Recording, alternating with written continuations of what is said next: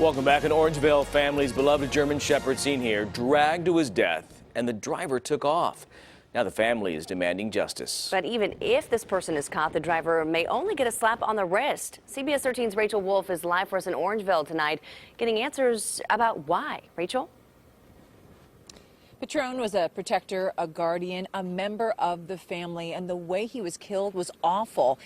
Hit by a hit-and-run driver right along this road and dragged. Parts of the story are really difficult to watch. This is the front grille. John Gallico holds what was left at the scene of an accident that killed his beloved German Shepherd Patron a week ago. Patron was my family member, my whole family, including myself, my wife, my son and daughter. We're all, it's a void, it's a gap in our life. Gallico says the 12-year-old family pet died after a hit-and-run last Tuesday night.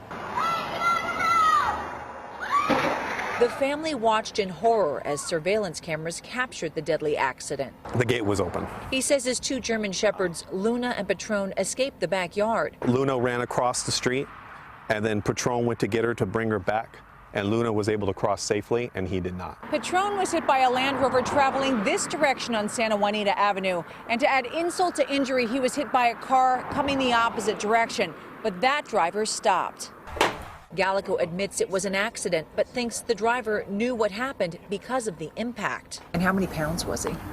At least 135 to 155 pounds. That person knew they hit something. Absolutely. Gallico filed a police report, but so far they've got no suspect. And even if they did identify a suspect, they would not be charged with the dog's death. Why? But it's been interpreted by the courts that absolutely dogs, specifically domesticated pets, are property. And if you cause damage to that property, that's a violation of the law. Criminal defense attorney Mark Reichel says the driver, if found, likely won't face charges for hitting the dog, but will for leaving the scene. Gallico hopes the driver will accept responsibility and turn themselves in. Next time it could be a child, it could be a bicyclist. And that's the biggest concern here is where he took a life and he wasn't accountable for it. So if convicted of the two misdemeanors, that would be fleeing the scene of an accident and also failure to file a police report. That could result in a 1 to 2 year sentence, also a $500 fine. Now, this could go up to a felony, and here's why. If there was actually something that they would determine would be willful cruelty, that would be if the driver knew that they had hit something and they continued to drive down the road, that is what could up it to that felony charge. Oh, it just breaks your heart for the family and everyone involved here. We certainly hope the driver does the right thing and comes forward. Rachel, thanks so much for that live report.